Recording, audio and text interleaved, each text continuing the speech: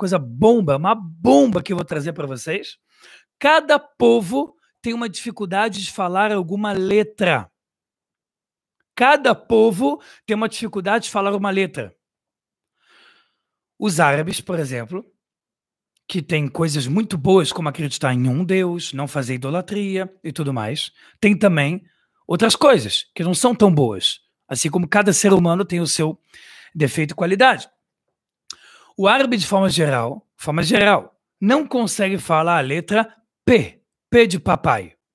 Normalmente não consegue. Ele troca o P pelo B de bola. Né? Quando um árabe eu falo principalmente Arábia Saudita, porque tem muitos lugares que você chama ele de árabe, na verdade ele é persa. Na verdade ele vem de mamelucos, vem de outros povos. Papai, normalmente como o árabe vai falar, babai. Eu sei, minha família veio do Egito. A minha família são de pessoas, entre aspas, árabes, judeus. Então, babai. A Kabbalah fala, por que o árabe tem dificuldade de falar a letra P? Por quê? Porque na circuncisão judaica, chamada Brit Milá, existe uma parte que o árabe acredita que ele faz 100%. Ele faz com 13 anos, como foi feito com Ismael, e ele não faz uma coisa chamada priá, com a letra P. Priá é que após cortar o prepúcio, você pega uma pelezinha e dobra de uma forma específica para não voltar a crescer o prepúcio. Esse ato do mandamento divino da circuncisão judaica se chama em hebraico priá, com a letra P. E já que os árabes não fizeram como a Torá manda, isso vai estar demonstrado na língua dele. Tem de vários povos. Não é o ponto agora dessa aula. Mas você pode perguntar por que o brasileiro não tem uma dificuldade fonética? Porque ele é a união de vários povos. Olha que impressionante. Ele tem o índio, ele tem o europeu, ele tem o africano, dentro da Europa ele tem povos diferentes. Por isso que a fonética brasileira é a mais completa do mundo. Porque ele é a união de várias fonéticas. Por isso que você não consegue pegar a raiz. Por isso que o povo brasileiro é um povo em muitos assuntos de paz, porque ele é mistura de muitas coisas. Há um mix muito grande. Beleza, vamos entender isso melhor. Pessoal, mais de 800 pessoas ao vivo. Aproveita para curtir, compartilhar. Instagram, marca aí no story essa aula e segue também no YouTube. Canal Eliel Hask, vamos que vamos. Bom, pessoal, beleza. Deixa eu trazer para vocês o que crianças autistas... que tem um grupo de crianças autistas, às vezes eu consigo ficar em contato, às vezes não, para poder saber o que essas crianças estão falando do que está acontecendo no mundo. Eu não sei se vocês sabem, mas eu tenho uma aula sobre os segredos que existem do autismo. É muito elevado, pessoas autistas. Eu tenho uma aula só sobre isso, um vídeo curto de 5 minutos e uma aula de 1 hora. Você precisa assistir, você vai amar. Amar, você vai entender. E o que eu recebi dessas crianças, né, de informação do que essas crianças autistas estão falando é o seguinte. Olha o que crianças pequenas, 4, 5 anos, estão falando sobre o que está acontecendo atualmente. De que a maldade do ser humano, principalmente a crueldade, que foi exemplificada em parte do governo chinês e a atitude da China, estão sendo corroboradas muitas vezes pelo mundo inteiro, como por exemplo, e daí que isso aqui vem de produto de mão escrava? E daí que eu vou comer carne de um animal que eu sei que ele sofreu, que eu sei que foi feito crueldade? E daí que lá tem comunismo, mas pelo menos o que eu recebo nas minhas mãos é mais barato? É ou não é? Então, isso está sendo corroborado, está sendo, entre aspas, concordado pelo mundo, por isso que isso está gerando pelo mundo inteiro. E as crianças falam a bomba. Qual é a bomba? A bomba é o seguinte: o vírus mata. O vírus é muito perigoso. Mas essas crianças escreveram e também falaram: saiba que o vírus tem completa mão humana. Ele não foi só uma ramificação natural de um vírus em morcegos. Ele tem mão humana ali para terminar a criação daquele vírus. E que ele é uma espécie de teste de pessoas que são muito ruins, que gostariam de mais à frente fazer um vírus ou uma doença que seja 1000 vezes pior. Mas primeiro ela quer entender com algo, entre aspas, pequeno. Entre aspas, um vírus pequeno. E que O intuito grande disso é que a humanidade seja peneirada entre consciência espiritual de Torá elevada e consciência não elevada, da qual as pessoas vão colocar ou o seu egoísmo ao extremo. Eu vou comprar as máscaras álcool gel. Eu vou tentar comprar os remédios que mais ajudem nesse caso.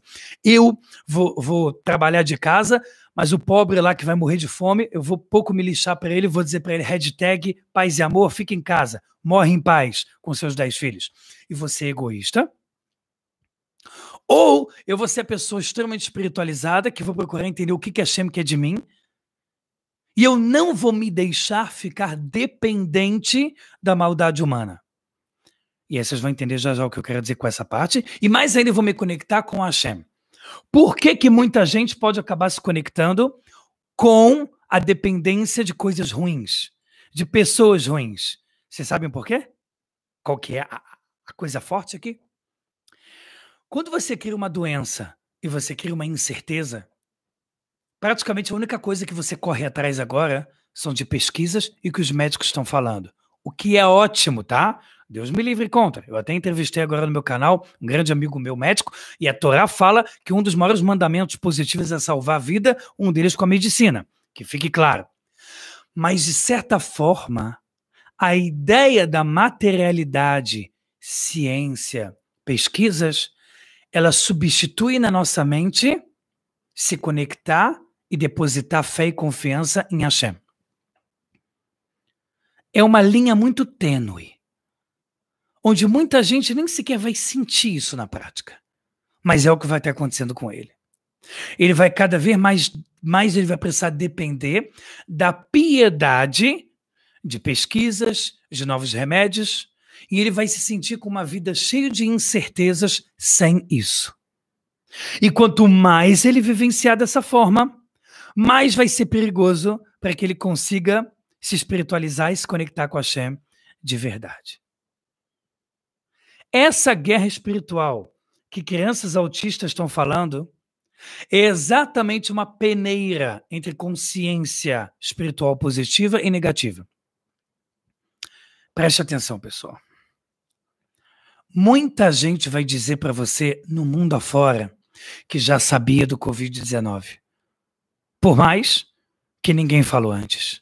Todo mundo se aproveita para tentar criar uma regra espiritual nova e jogar na sua cabeça. Porque em época de crise, mentiras espirituais funcionam. Como a nossa Torá fala em Devarim. E Hashem diz, e eu vou testar vocês com profetas falsos que vão fazer milagres, e milagres podem ser na matéria física, na tecnologia, em magias, em espiritualidade falsa. E eu vou fazer você ficar impressionado. Mas no fundo, eu, Hashem, eu, Criador do mundo, só queria saber se você confia em mim ou se você confia nos raciocínios espirituais falsos que foram armados de última hora. É por isso que a gente está numa geração onde frase solta de Facebook e Instagram lacra tanto. Porque não precisa mais de identidade profunda. Só precisa rimar e fazer algum sentido para que você fique impressionado. E é por isso que religiões do mundo e seitas do mundo e por aí vai, pegam essas pandemias do mundo e tentam utilizar o seu interesse, em vez de te falar a verdade, como por exemplo, eu não sabia. Como por exemplo, na época da mãe de Ná, que acertava algumas coisas, depois foi descoberto que era mentira, da década dos anos 90. Como outras, João de Deus e tantas pessoas foram descobertas depois, porque tentavam fazer alguma lógica, alguma sugestão em cima de você. Sugestão, por exemplo, já se sabia disso. Você não sabe, amigo. Vai ficar pior. Depende de nós. Você sabe quantas pessoas repetem isso? Você sabe quantos sites, quantas seitas de religiões estão lotando o seu site repetindo frases soltas? Mas na prática ele não tem um mínimo de estrutura para te explicar de verdade o que está acontecendo? Isso me dá muito medo e ao mesmo tempo muita pena. Porque é fácil você falar qualquer coisa em cima de uma situação de incerteza. Pessoal, a guerra de Gog e Magog, que é a última guerra antes da vinda de Mashiach, ela é uma guerra espiritual e física.